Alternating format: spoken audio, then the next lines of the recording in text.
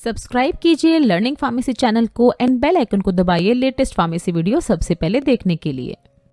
Hello बच्चों, कैसे हैं आप सब लोग। स्वागत है आपका अपने लर्निंग फार्मेसी चैनल पे। तो बच्चों देखिए, बहुत सारे स्टेट्स में, अलग अलग स्टेट्स में डी फार्मेसी और बी फार्मेसी के एंट्रेंस एग्जाम अभी कुछ स्टेट्स में हो चुके हैं और कुछ स्टेट्स में होने वाले हैं। किस तरह के क्वेश्चंस पूछे जाते हैं ना इन तरह के एंट्रेंस एग्जामिनेशन में, फिजिक्स, केमिस्ट्री, बायोलॉजी के क्वेश्चन होते हैं। किस तरह के क्वेश्चन होते हैं वही हम अपनी इस तरह की सीरीज में कवर करने की कोशिश करते हैं, जहाँ आप सारे प्रीवियस ईयर के क्वेश्चन जितने भी होते हैं वही सारे क्वेश्चन हम डिस्कस करते हैं, ताकि आपको एक आइडिया लग पाए और आप अपनी प्रिपरेशन उसके अकॉर्डिंग कर पाए। तो ऐसे ही कुछ और क्वेश्चंस आज के हम अपनी इस वीडियो में कवर करेंगे। और इससे पहले की जितने भी क्वेश्चंस हैं 41 to 50 आज हम कवर करेंगे। अप टू 40 के जो फिजिक्स के क्वेश्चन है वो हमारी प्लेलिस्ट पे आपको मिल जाएगी। यहाँ पर आई बटन पे क्लिक करके बच्चों आप उस प्लेलिस्ट पे जा सकते हैं और सारे ही क्वेश्चंस को प्रैक्टिस कर सकते हैं। वीडियो स्टार्ट करने से पहले बच्चों, अगर वीडियो अच्छी लगे तो चैनल को सब्सक्राइब ज़रूर किया करें। सब्सक्राइब किए बिना बिल्कुल भी ना जाया करें।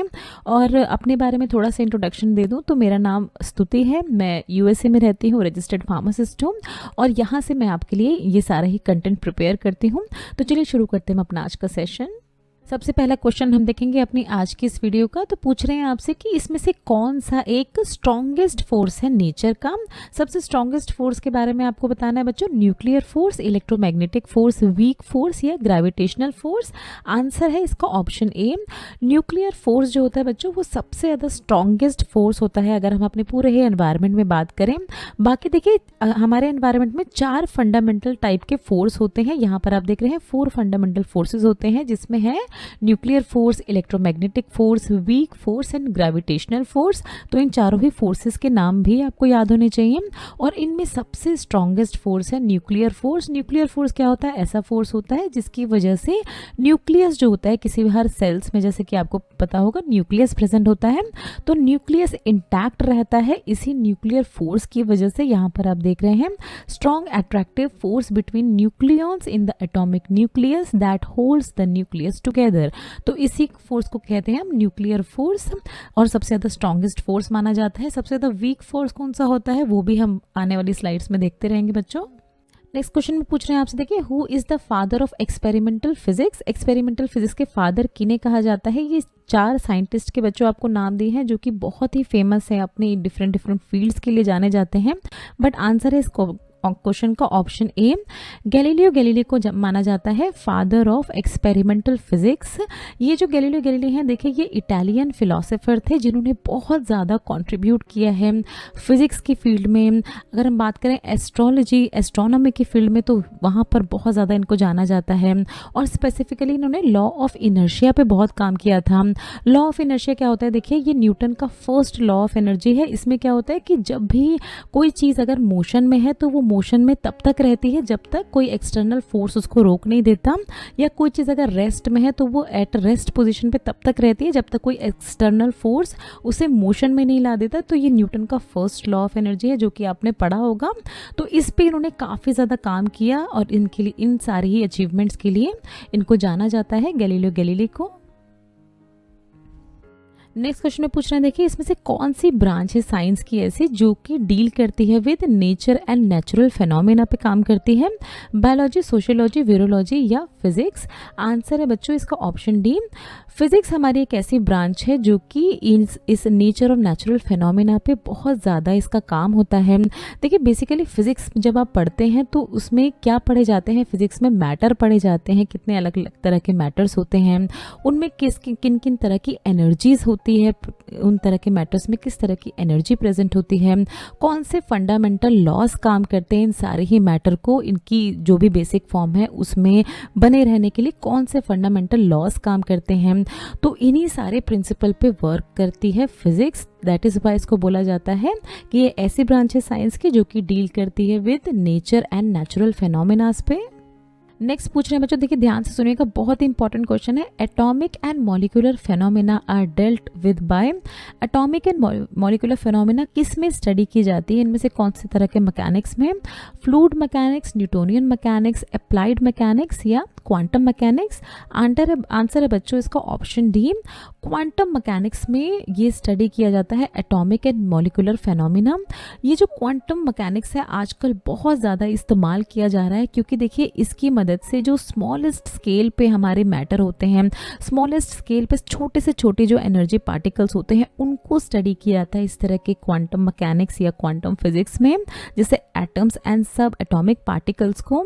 अगर हम बात करें बच्चों ये बाकी तीनों फील्ड्स की, तो इनका भी बहुत ज़्यादा इस्तेमाल किया जाता है, जैसे फ्लूइड मैकेनिक्स को, जो हमारे एरोस्पेस में जो हमारे व्हीकल्स बनते हैं, जो हमारे एस्ट्रोनॉट जिनमें ट्रैवल करते हैं, किस तरह का फ्लूइड भरना है, उस तरह के जो एरोस्पेस व्हीकल्स होते हैं उनमें वो उन पे काम करती है फ्लूइड मैकेनिक्स। जो हमारी पाइपलाइंस वगैरह बनाई जाती हैं उनमें किस तरह की पाइपलाइंस होंगी जो फ्लूइड के प्रेशर को बर्दाश्त कर पाएंगे कि नहीं, जो उनके अंदर पानी बहेगा उनके प्रेशर को बर्दाश्त कर पाएंगे कि नहीं, इन सभी जगह पे बहुत ज़्यादा अप्लाई की जाती है फ्लूइड मैकेनिक्स। न्यूटोनियन मैकेनिक्स देखिए, जैसे कि इसके नाम में आपको पता चल रहा है न्यूटन्स के लॉ पे ये बेस्ड होती है न्यूटोनियन मैकेनिक्स, और इसका तो बहुत ही ज़्यादा इस्तेमाल किया जा रहा है। जो हमारे यूनिवर्स में अलग अलग प्लैनेट्स को हम स्टडी कर पा रहे हैं, ब्लैक होल्स को स्टडी कर पा रहे हैं, अलग अलग जो कॉस्मिक रेज हैं उनको स्टडी कर पा रहे हैं, उन सभी में न्यूटोनियन मैकेनिक्स का बहुत ज़्यादा इस्तेमाल होता है। अप्लाइड मैकेनिक्स को का देखिए इस्तेमाल किया जाता है, जो डिफरेंट मशीन्स अभी आजकल बन रही हैं, अलग अलग तरह की मशीन्स, उनको रियल लाइफ में बनाने के लिए अप्लाइड मैकेनिक्स का बहुत ज़्यादा इस्तेमाल किया जाता है। यहाँ पर आप देख रहे हैं जो भी इंजीनियरिंग प्रॉब्लम्स होती हैं और उनको किस तरह से अप्लाई करना है, किस तरह से उन तरह की मशीन्स को बनाना है, तो उन सभी में अप्लाइड मैकेनिक्स का बहुत ज़्यादा इस्तेमाल किया जाता है बच्चों। तो ये सारे ही मैकेनिक जितने भी हमने चारों देखे बहुत ही इंपॉर्टेंट है, आजकल इनका बहुत ज़्यादा यूज़ किया जा रहा है। नेक्स्ट पूछ रहे हैं, देखिए what are the steps of scientific method. Scientific methods की स्टेप्स के बारे में आपसे पूछ रहे हैं। तो देखिए ये 3 आपको डिफरेंट स्टेप्स बताए गए जो अभी हम आपको अच्छे से एक्सप्लेन करेंगे। आंसर पहले देख लेते हैं इसका बच्चों। आंसर है इसका option D, all of the above. तो देखिए साइंटिफिक मेथड की अगर हम बात करें, एक एग्जाम्पल के तौर पर समझेंगे। मान लीजिए कोई ऑर्गेनाइजेशन है जिसको कैंसर की मेडिकेशन बनानी है। तो अब ये कैंसर की मेडिकेशन बनाने से पहले क्या किया उसने, ऑब्जर्वेशन किया। ऑब्जर्वेशन का क्या मतलब है, उसने अपने आसपास देखा कि किस तरह के कैंसर के केसेस बहुत ज़्यादा आ रहे हैं, क्योंकि जो कैंसर के केसेस ज़्यादा आ रहे हैं उन पे अगर वो मेडिकेशन बनाएंगे तो कंपनी का भी फ़ायदा होगा और जो आसपास की पॉपुलेशन है उनका भी फ़ायदा होगा उसमें। तो ये इस तरह का एक फॉर एग्जांपल आपको समझा रहे एक तरह का स्टेप है जो कि आया ऑब्जर्वेशन में। उसके बाद देखिए बहुत सारे क्वेश्चंस उस ऑब्जर्वेशन से अराइज होंगे, बहुत सारे क्वेश्चन वो राइट डाउन करेंगे या आपस में एक दूसरे से सलाह मशवरा करेंगे कि किस तरह की वैक्सीनेशन, किस तरह की मेडिकेशन होनी चाहिए कैंसर की, बहुत ज़्यादा यूज़फुल होगी या नहीं, बहुत ज़्यादा साइड इफ़ेक्ट तो नहीं होंगे इसके। तो ऐसे ही बहुत सारे क्वेश्चंस वो राइट डाउन करेंगे। उसके बाद वो एक हाइपोथेसिस करेंगे। हाइपोथेसिस मतलब एक तरह का वो अपने माइंड में एक तरह की पूरी थीम बना लेंगे कि अच्छा इस तरह से कैंसर की मेडिकेशन हमें बनानी है, इस तरह के स्टेप्स हम फॉलो करेंगे। एक फाइनल एक्सपेरिमेंट के पहले बच्चों, किसी भी फाइनल एक्सपेरिमेंट करने से पहले एक तरह का हाइपोथेसिस किया जाता है, क्योंकि एक इस तरह की जो नई चीज़ें बनती हैं उसका कोई जनरल प्रोसीजर पहले से नहीं होता है।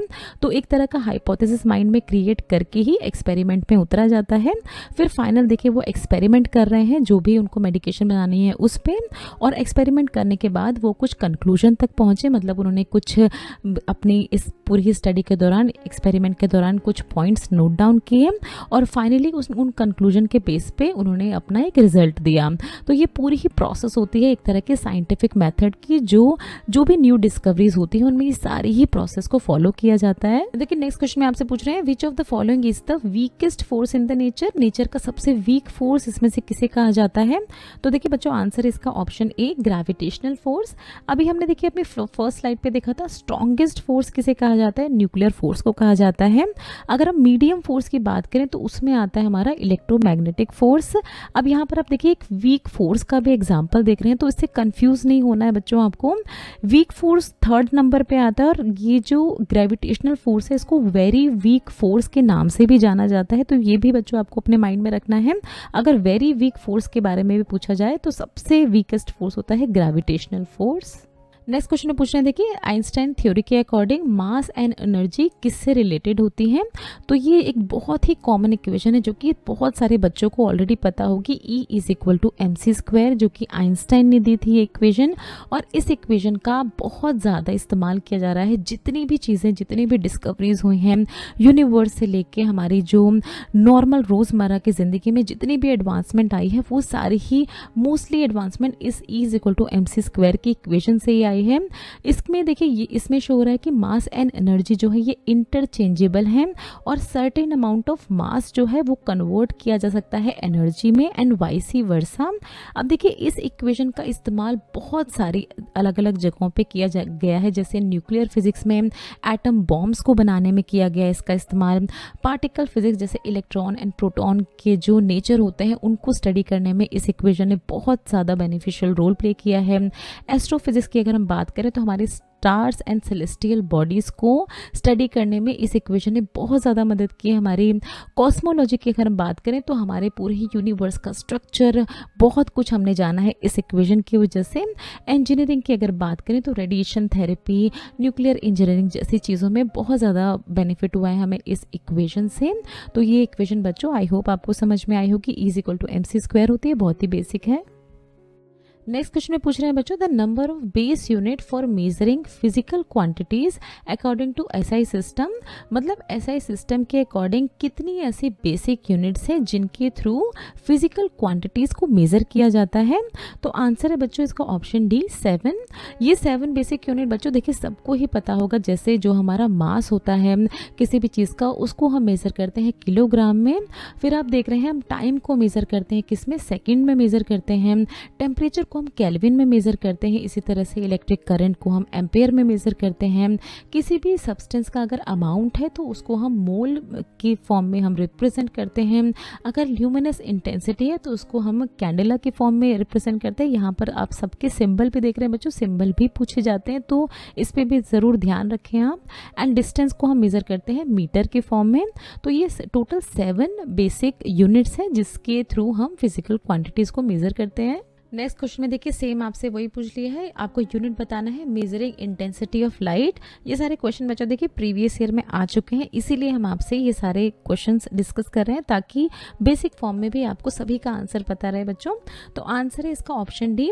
कैंडेला में हम मेज़र करते हैं लाइट को और इंटेंसिटी ऑफ लाइट को हम डिनोट करते हैं CD, यानी यहाँ पर आप देख रहे हैं सिंबल कैंडेला का CD। ना बच्चों देखिए फुल फॉर्म पूछी जा रही है आपसे एसआई की। अभी हमने एसआई पे बहुत सारे क्वेश्चंस देखे बट उसकी फुल फॉर्म बहुत सारे बच्चे इसमें कंफ्यूज होते हैं अलग अलग। यहाँ पर देखिए आपको ऑप्शंस दिए गए हैं बच्चों। आंसर है इसका ऑप्शन ए, सिस्टम इंटरनेशनल। इस एसआई यूनिट की अगर हम फुल फॉर्म की बात करें तो ये होती है सिस्टम इंटरनेशनल, जो कि बहुत ही ज़्यादा देखिए इस्तेमाल की जाती है हमारी साइंस एंड टेक्नोलॉजी में। इंजीनियरिंग की हम बात करें अगर और मैथमेटिक्स कहीं की भी अगर हम बात करें तो एसआई यूनिट्स का बहुत ज़्यादा इस्तेमाल किया जाता है। इन्वेंशन की बात करें कि एसआई यूनिट कब लाई गई थी, कब इसके बारे में डिस्कशन की गई थी, तो देखिए फर्स्ट अडॉप्ट की गई थी 1960 में। एक जनरल कॉन्फ्रेंस हुई थी वेट्स एंड मेजरमेंट की, तो उसी कॉन्फ्रेंस के दौरान इस एसआई यूनिट को एक तरह का नाम दिया गया कि ये सारी ही चीज़ें जो हैं अब इन्हें हम मेज़र करेंगे किसी कुछ बेसिक यूनिट्स की फॉर्म में, और तभी इसका नाम दिया गया था सिस्टम इंटरनेशनल। तो थैंक्स फॉर वाचिंग बच्चों। नेक्स्ट वीडियो में कुछ इसी तरह के बहुत ही इंपॉर्टेंट फिजिक्स के क्वेश्चन हम फिर से आपके लिए लेके आएंगे। तब तक अगर वीडियो अच्छे लगे तो वीडियो को लाइक ज़रूर करें बच्चों, चैनल को सब्सक्राइब ज़रूर किया करें। इसी तरह से हमें अपना सपोर्ट दिखाते रहें। अगर कोई भी सवाल आपके मन में रह गया है, किसी भी क्वेश्चन में आपको डाउट है, तो नीचे दिए गए कमेंट सेक्शन में आप हमसे कुछ भी पूछ सकते हैं। ये कुछ हमारे रिलेटेड वीडियोस के लिंक है जिन पे क्लिक करके आप इनको देख सकते हैं। दोस्तों लर्निंग फार्मेसी पे आने के लिए और ये वीडियो देखने के लिए आपका बहुत बहुत शुक्रिया। मिलते हैं अगले वीडियो में।